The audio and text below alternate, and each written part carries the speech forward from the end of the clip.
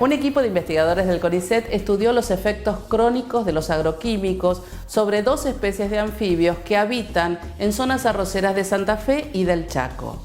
Los datos que arrojó esta investigación, como los resultados que indica, vamos a estar conociéndolos a través de una entrevista con Rafael Lasmanovich, que él es parte integrante de este estudio de investigación. Estoy conectada directamente con Rafael. Gracias, Rafael, por estar con nosotros. Muy buenos días por estar y muchas gracias nuevamente, te digo, por estar acá en Ambiente y Medio. Hola, bueno, muchas gracias y gracias a ustedes por convocarme a explicar un poco sobre el tema que estamos trabajando hace bastante tiempo. Me gustaría primero conocer cuáles son esos datos que arrojó este estudio que ustedes hicieron en estos anfibios que viven en las arroceras de Santa Fe y de Chaco. ¿Y por qué estudian anfibios?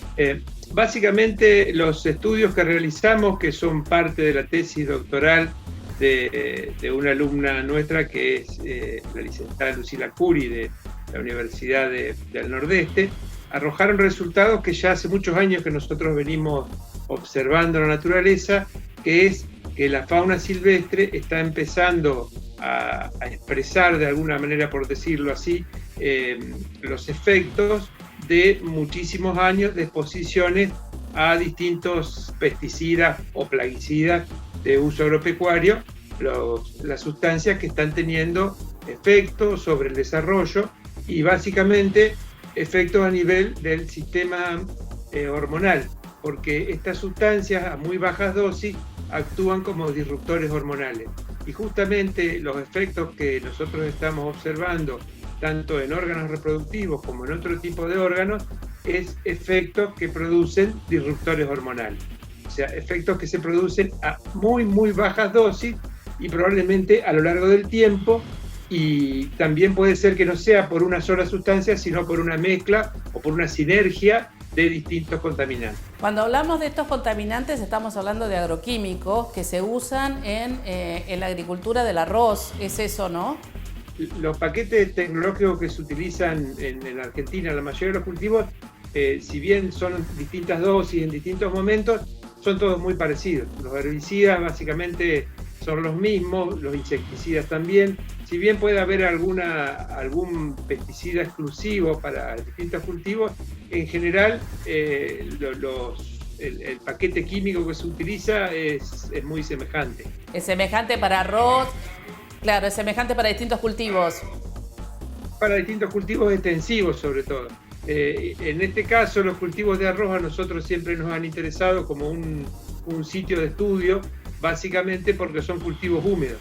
Y como nuestros organismos viven de alguna manera bastante tiempo en el agua, tenemos oportunidad de que se afecten o de observar esas afecciones más fácilmente que en otros tipos de cultivos, que también las hemos observado, pero tal vez con estudios a más largo plazo. Acá con estudios, entre comillas, para nosotros 2 años es corto plazo porque hemos realizado estudios de hasta 15 años haciendo ecoepidemiología ambiental, como ser en el 2011 publicamos la primera recopilación de animales malformados de Latinoamérica, en donde demostramos que los anfibios que habitan en sitios agrícolas tienen tasas de malformaciones mayores que los que habitan en reservas naturales o en sitios no agrícolas. Si bien en el caso particular de los anfibios son organismos bioindicadores y son organismos que son tomados como organismos centinela.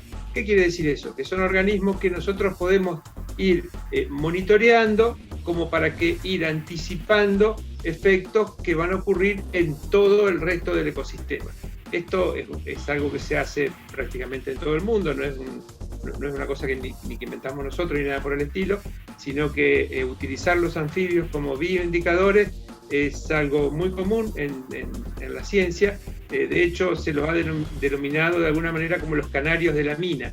¿Qué quiere decir? Que estos animalitos están dando cierta alerta o cierta alarma de efectos que están ocurriendo por cuestiones ambientales.